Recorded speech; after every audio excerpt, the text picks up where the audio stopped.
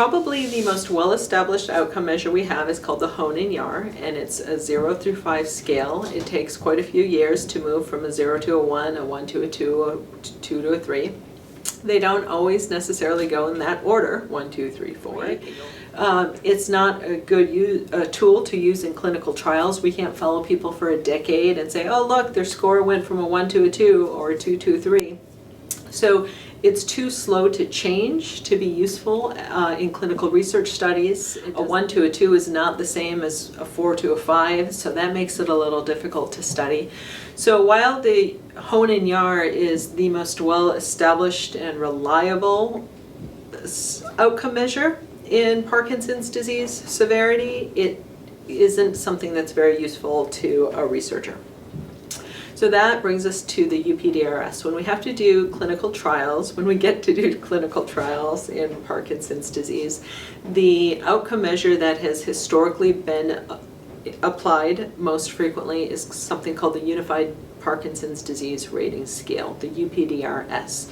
And in the last few years, there has been an improved version of that called the MDS, UPDRS. The Movement Disorder Society took the old scale and tried to improve upon it, more non-motor things. It is a better outcome measure, but now there's less historical comparisons for it.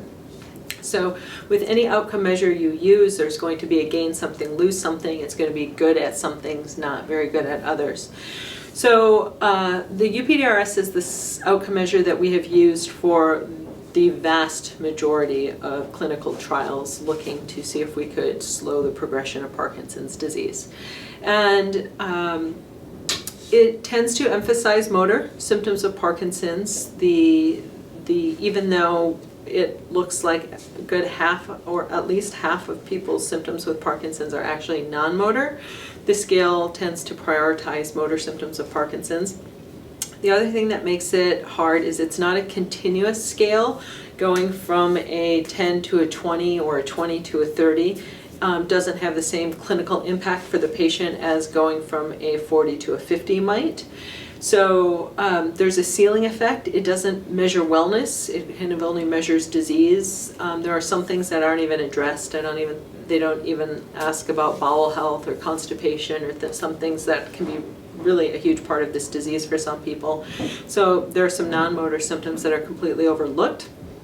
The other problem with the UPDRS is it's a snapshot in time. There's a whole clinical component where we look to see if people are able to coordinate certain movements in the speed and amplitude of certain motions, and it's great. It's a good snapshot, but it's a snapshot in a highly fluctuating disease. If you give this exam to somebody in the morning before their meds have kicked in, or during an off period, or when their afternoon medicines have worn off, or after a turkey sandwich when the medicine isn't being absorbed into their bloodstream, you are going to get a very different score than if you give this to somebody when their meds happen to be working well. So stress and food and where you're at in your dosing schedule all contribute to kind of this fluctuating outward manifestation of this disease. And so when a provider does the UPDRS on a patient, what they're doing is essentially taking a picture, and you kind of hope it's average, but remember that's also going to create some background noise. And we don't have a whole bunch of data that suggests that if people's UPDRS score improves, so does their quality of life, right? Most people don't know their UPDRS score because the neurologist does not do a UPDRS as part of a routine clinical practice. And the reason patients don't know their score is it doesn't really mean much, right? People's doctors are not saying, oh no, I don't know what to do. You've gone from a 20 to a 27 since your last visit. We need to roll up our sleeves and do something different. We don't use it in clinic to track people's symptoms because it's not very clinically useful. It is a much better use of our time just to talk to patients about which symptoms are bothering them and see if we can't help them figure it out. So we're using a scale in clinical research studies that isn't very useful to clinicians and patients in a real-world setting. Okay, so let me just give you an example of where the UPDRS has failed me as a researcher. In my phase 1 study, we used the UPDRS as a primary outcome measure to look at whether intranasal glutathione was safe and tolerable in Parkinson's. We were actually concerned it may worsen symptoms of Parkinson's disease, and so we wanted to be keeping tabs on people's Parkinson's symptom scores. And the UPDRS was the best tool we had at the time with which to do that. So in this example, this person was in the cohort that was randomized to the highest dose of glutathione. They were taking 200 mg per mil 3 times a day. So they were administering 200 milligrams of glutathione intranasally 3 times a day. And in this particular person's case, their UPDRS score did not change. Their ability to do the physical exam did not change. Their score didn't change over the 3-month study. Even though they were in the dose that was assigned great outcome. So that's okay. Even with all of those people, we still saw a trend towards improvement in symptoms, but this particular person, their score didn't change. We reported for her no improvement because our primary outcome measure, what we chose to hang our hat on, was the UPDRS. And so according to the UPRDS, according to the UPDRS, this person's score did not improve. Interestingly enough, her journal. When we looked at her journal, we saw a different story. I mean, in the first 2 weeks, over the course of starting the study, we asked her, is there anything that you've noticed? And you can see 3 times over the first couple weeks, she says, handwriting better, handwriting better, handwriting better. You can see objectively, see her handwriting getting better. So now you have the participant telling me, hey, I'm noticing something, I'm noticing an improvement in my handwriting. Me, the researcher, is looking at this journal and I can see an improvement in handwriting, right? But on the outcome measure that we chose to use, there's been no improvement. So according to the study protocol, this person was recorded as having had no improvement. It's interesting that secondary stuff we found when we were hunting through actually informs future study designs. It teaches me where we screwed up and maybe could do things better in the future. But it is really impactful, I think, to think through the fact that this person who had improved handwriting was counted as a no improvement observed because of how we set the study up and how the outcome measure is able to capture or not capture certain things in Parkinson's disease. So for me, a big part of the solution came with needing a scale. We need a scale that is patient-centered. It correlates with quality of life. Only takes a few minutes to complete. Correlates with other measures of Parkinson's disease severity.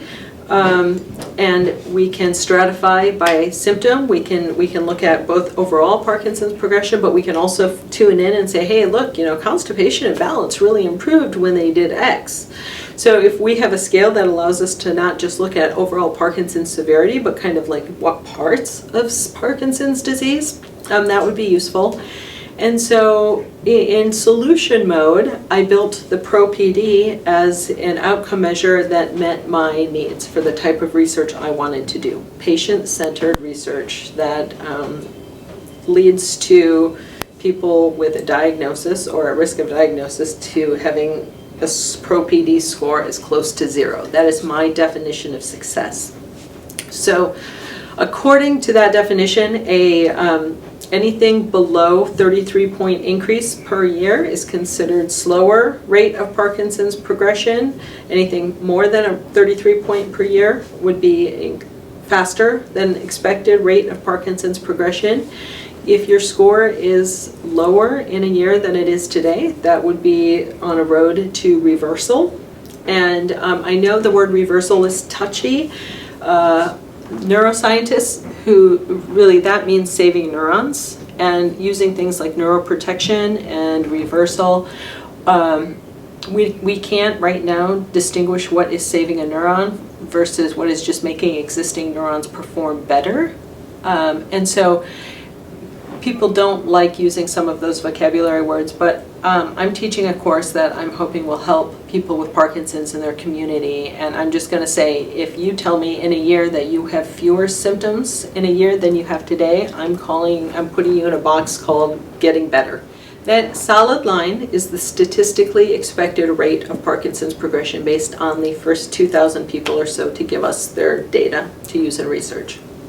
And so what we know is that the average score seems to get worse at about 33 points per year. And so what we want to do is see if we can start to bring that number down. The only thing I care about is that patients start to say, I have fewer and fewer symptoms of Parkinson's disease over time. My goal is to keep this score as close to 0 for as long as possible. I'm really passionate about patient-reported outcomes. I think at the end of the day, the only thing that matters is that a patient's perception of benefit.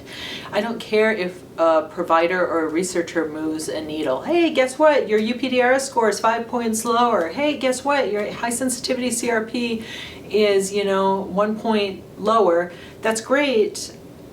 Only if that translates to something that is meaningfully relevant to the patient in clinic, right? At the end of the day, we need to know that that means something to the living, breathing person sitting in front of us. Research for the sake of changing a number is stupid. Research for the sake of improving the lives of people with Parkinson's is what is desperately needed.